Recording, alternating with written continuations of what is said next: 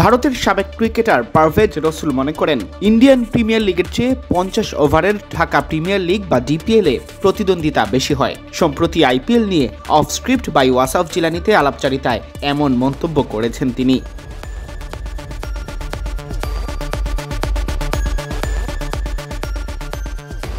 ভারতের হয়ে একটি করে ওয়ানডে ও টি-20 খেলা 35 বছর বয়সী এই ক্রিকেটার বলেন, আমি 5 বছর বাংলাদেশের ঢাকা লিগে খেলেছি।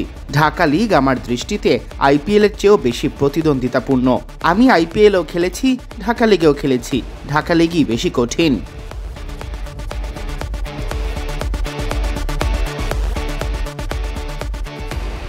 এমন কথার পেছনে নিজের যুক্তি দাঁড় করিয়ে তিনি বলেন, কেন বললাম? কারণ আইপিএলে আপনার সাথে দলের চুক্তি হয়, তাই না?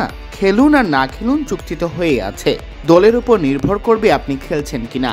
1-2 ম্যাচ খারাপ করলে দল থেকে বাদ পড়লেও দলের সাথেই থাকবেন।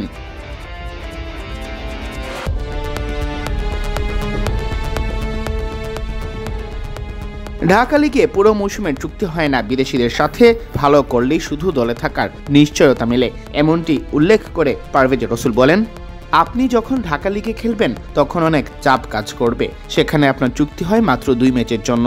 এই 2 ম্যাচে ভালো করলে তারপর চুক্তি বাড়বে, খারাপ করলে আপনাকে তৃতীয় ম্যাচের পর রিটার্ন টিকিট ধরিয়ে দেওয়া হবে। আমি কোনো নাম নিব না, তবে অনেক বড় খেলোয়াড় আছে যারা ঢাকা লিগে 2-3 ম্যাচ খেলার পর ফেরত পাঠিয়ে দেওয়া হয়েছে।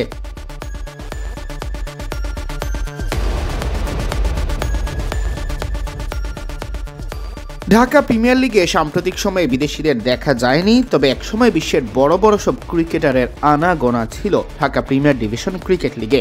এমনকি বাংলাদেশ যখন আন্তর্জাতিক ক্রিকেটের স্থান পাকাপোক্ত করতে পারেনি, তখনও ঢাকা লিগ খেলতে আসতেন অনেক টেস্ট ক্রিকেটার। ফ্র্যাঞ্চাইজি ক্রিকেটের আবির্ভাবের আগে আলাদা উন্মাদনা ছিল বাংলাদেশের এই ক্লাব ক্রিকেট টুর্নামেন্টের।